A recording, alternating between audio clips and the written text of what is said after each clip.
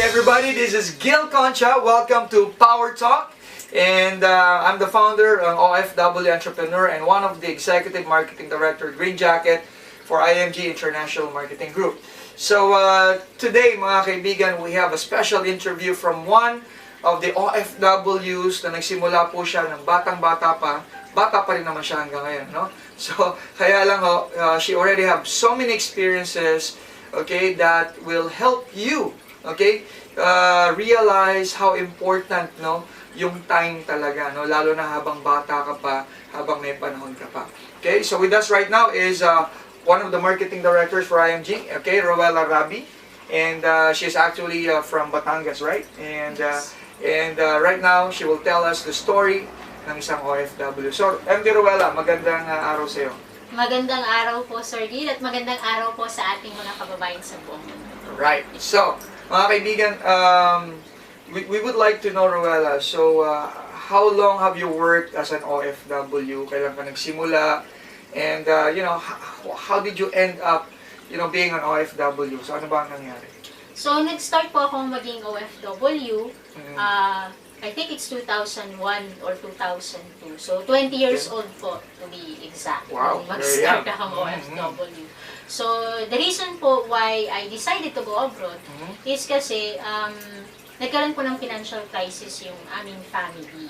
So, ang aking pong daddy ay OFW din dati. Right. So, yun po, bilang panganay, so, nag-take ng responsibility. So, kasi gusto ko talaga pong makatulong. At saka, at the same time, nakita ko naman yung paghihirap ng tatay ko talaga. So, I think that is the best time ng mga panahon yun na to really step up at maging katulong niya sa pagtataguyod ng aming pamilya. So, you and your dad working abroad?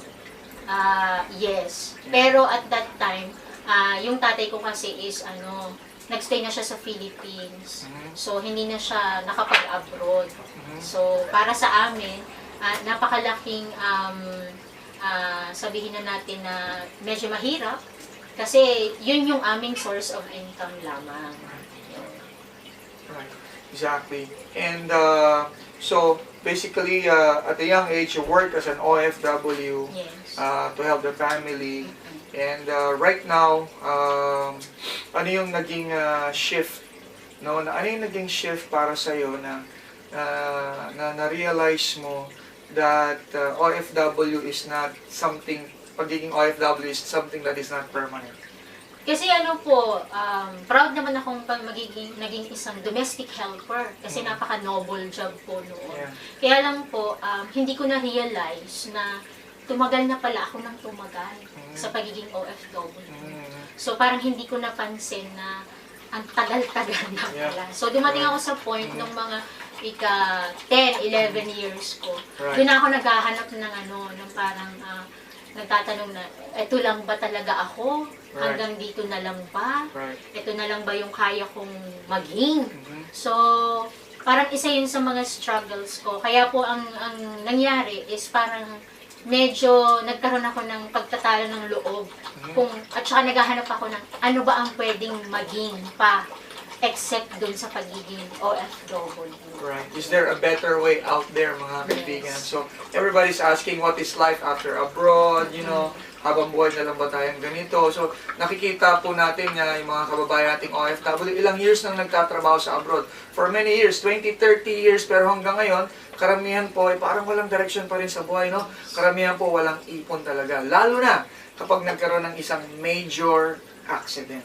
Yes. Okay? So, I think what happened, mga kaibigan, si Rowella here, she actually had an accident dito sa Monaco. Okay?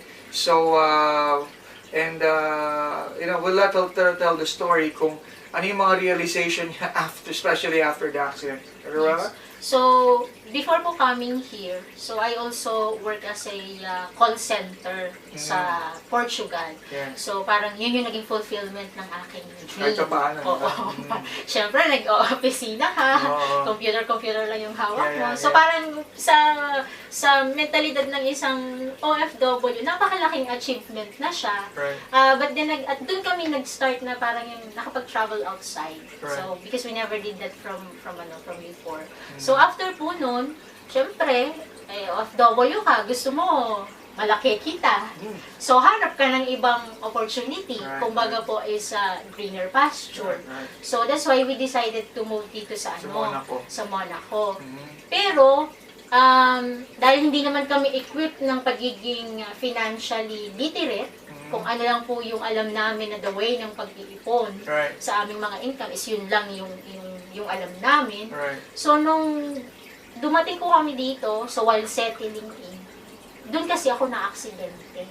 So, yung parang isang buwan pa lang kami dito nung ma-aksidente ako. Right. So, parang yun yung pinaka-highlight ng aming talagang shift, turning point, no? kumbaga, Right, right. na pampagising na ayan na yung sinasabing na one major crisis in your family or one major illness can wipe out talaga po your entire economy. Right. Yun po Yung yun. pinagtrabaho mo for many years. Oo, ang sakit-sakit sa loob kasi alam niyo po yun, so parang ito po yung masasabi ko talaga na this is the price that we really have to pay because of the financially Yung ignorance. pagiging ignorante natin Opo. pagdating sa ating mga finances. Yes. So basically, Rowella here, we met actually sa school, no? Kasi inatid niya yung anak niya, inatid ko yung anak ko, so magkakapit-bahay kami. And so I was able to talk to her about the program. And because of that, I was able to introduce our financial literacy program. And unang-una medyo ayaw pa niyang makinig, kasi the personality nitong si Rowella medyo mabilis to, no? Talagang mabilis ang kilos, mabilis ang galaw. So until I guess nagkaroon nga siya ng accident, na-realize niya that she really has to learn this thing. And so because of that turning point, mga kaibigan, napakaganda ng kwento ni MD Rowella here that inspired a lot of Filipinos din, kasi nagtuturo din po siya regularly sa aming mga webinars na once a week ng how to build your future. She's one of our trainers here. And basically nung nakilala po niya yung IMG program natin, nagkaroon po siya ng tinatawag na mga big realization. So MD Rowella, ano ba yung mga big realization mo why you are now doing IMG? So, nagpapasalamat po ako kay Sir Gil kasi po niya, passionate. At higit sa lahat, yung consistent. Consistent talaga na, yung talagang shinera niya ako. So, kahit na mga panahon yun, minsan tinataguan ko po siya. Dahil, parang, ano ba to? Ano ba tong program na to? Parang, meron ba akong mapupulot dito? Ganyan. So, nung nag-decide na talaga ako na na parang pakinggan yung programa. Kasi ako sa sarili ko, naghahanap din ako ng ng parang, ano ba yung pwede kong gawin? Kasi, at this point po, 3 years akong hindi naka-work. Kasi yung accident ko is about dun sa spine, so hindi ka talaga makaka-work. Right. So parang nawalan talaga ako ng ng income talaga. Wala akong yung parang maisuporta at maitulong dun sa husband ko. So nung sinabi ko yun sa husband ko, sabi niya, wala namang mawawala sa'yo. Puhunan mo is oras kasi yun yung marami ka. Although financially kami, talagang very tight. Talagang right. hirap na hirap kami nun financially, pero yun, sabi ng asawa ko, just attend, just see what it is. At may oras ka pa para pag-aralan siya. So yun po yung yun po yung ginawa ko. And after that, na-drawn ako sa program. Right. Kasi parang doon ko nakita yung matagal na naming hinahanap. Right. So, kumbaga, sabi ko nga is, ito yung parang eye-opener. Right. At yung malaking realization mo na ang dami-dami mong nasayang na taon ang dami mong nasayang ng mga pera. Right. Na kung sana'y natutunan mo siya ng mas maaga. Right. So, kung nangyari man yung aksidente, and if it's fated to happen, hindi ganito yung kalalabasan sana. Di po ba? Right. Yun. Actually, totoo yan, ano? So, sino ba naman gusto ma-aksidente, di ba? Wala namang kumaga, and that is why we have to be prepared for whatever happens, like economic crisis, mawalan ka ng work, illness, or accident. So, we should all be prepared. Alam niyo, minsan ang nakakapabigat actually is, pag may problema ka, okay, sometimes feeling mo ikaw lang mag-isa eh. Pero pag may problema yung ibang tao, parang, alam mo yun, problema mo din yung problema nila. Yes, Diba? okay. Tutulong sa kamag-anak, tutulong dito, pero pagdating sa sarili mo, ikaw naman yung nawawalan. So lalo na sa araw ng iyong pangangailangan. Yes. Kaya mga kaibigan, we would like to encourage all of you to really take time to study or learn with us about the financial literacy program to help prepare you and your family for whatever crisis that will happen in the future. So, ayaw naman nating mangyari yan, di ba? So, ang sinasabi lang natin, kung mangyari po yan, sana prepared tayo. Okay? So, ang mahirap, nangyari, tapos hindi ka prepared. Yun po yung mahirap doon, no? So, imagine mo, kung wala kayong savings, what will happen? My goodness, di ba? Yes. So, it will be, saan ka pupulot ng pera para magpagamot? So, ngayon, ang pinaka-the best talaga, kung hindi nangyari yung crisis, pero prepared ka pa din. Prepared ka pa rin. Yun yung kailangan po natin. So again, wala pong mawawala sa inyo if you will learn our program. It's for free, okay, via online or webinar, mga kaibigan, or live presentation to meet with our trainers anywhere in Europe, anywhere in the world. We have people in the Middle East, in Israel, people in Philippines, in Asia. So just let us know. Comment below, okay, dito po sa ating YouTube channel po na ito. And we'd be happy to get back to you. So, okay? Auntie Ruela, what would you like to say sa mga kababayan nating mga Pilipino, as a message for them? Ang akin pong maiipayo para sa mga OFW at sa mga Pilipino na nandyan is you really have to take the time po na mag-aral. Kasi sinasabi nga po that knowledge is power. Right. But then again, applied knowledge po is more powerful. Baliwala Kasi kung may apply, yes. Kasi yung ginawa ko lang po sa sarili ko is in-apply ko lang lahat naman yung mga natutunan ko doon sa program. Yeah. So, masasabi ko na sa una, parang hindi ko siya na-feel. Pero being in the program po for over a year now, Right. so doon ko po na napapatunayan, doon ko po na-feel yung lahat ng mga pagbabago sa aming buhay pinansyal. Right. So from spender, naging saver ka, Right. at ngayon, andun ka na sa point na investor ka na. So, ang Yes. sarap pakinggan. At nandun na tayo sa journey na we can be an entrepreneur Right. pala. Imagine mo, meron So, kang yun. shares kay Jollibee, BDO, BP, Ayala, SM. Yes. Isang ordinary OFW, shareholder ka na. And then, pwede ka rin maging entrepreneur.